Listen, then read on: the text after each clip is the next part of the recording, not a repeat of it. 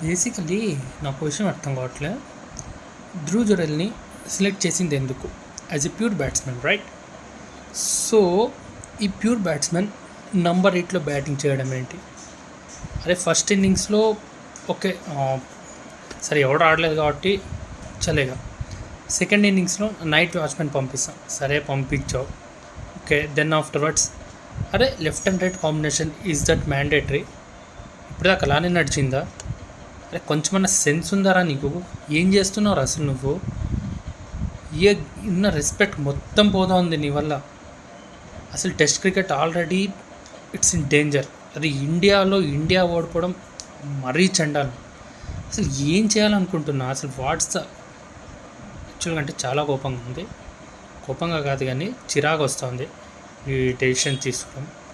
Management, so whole selection committee non sense, ఇలాంటి చెత్త coach. యాక్చువల్గా ఏంటంటే ఇండియాకి వర్స్ట్ కోచ్ ఎవరంటే ఒకటి పేరుంది.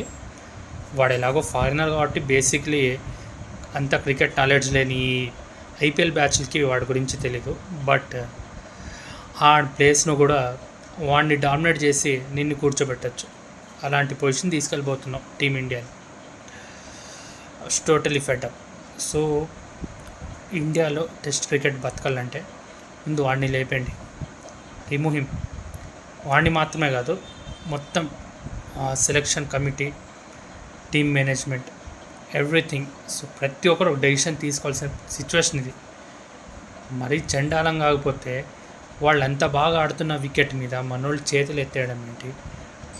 వాళ్ళంత బాగా వేరియేషన్స్ చూపిస్తూ బౌలింగ్ చేస్తున్న చోట మనోళ్ళు మొత్తం hands up. What the hell? అసలు ఏం చెప్పాలనుకుంటున్నారా? అసలు సెలెక్షన్ కమిటీలోనే చాలా బొక్కలు ఉన్నాయి. సరే ఓకే, ప్లేయింగ్ 11 అన్నా సరే రెడీ యూటిలైజ్ చేసుకుంటారంటే అది లేదు. ఎవరికి ఎప్పుడు ఎక్కడ ఆడతాడనే క్లారిటీ లేదు, మెంటల్ ప్రిపరేషన్ లేదు. ఇలాంటి చెత్త మేనేజ్మెంట్ వద్దురా. సారీ గైస్, బట్ ప్లేయర్స్ తప్పేం లేదు. ఐఎమ్ టోటలీ విత్ ప్లేయింగ్ 11లో ఉన్న 11 మెంబర్స్తోనూ నేను సపోర్ట్గానే ఉంటాను. వై? బికాస్ వాళ్ళ తప్పేం లేదు. మెంటలీ ఒక ప్లేయర్ రెడీగా లేనప్పుడు ఏం చేయలేము, ఇలానే వస్తాయి రిజల్ట్స్. సో ఇప్పుడు నెక్స్ట్ వాడు మాట్లాడు, ఎందుకంటే ఒక 1 year వరకు ఇండియాలో ఎలాగో టెస్ట్ క్రికెట్ ఆడరు.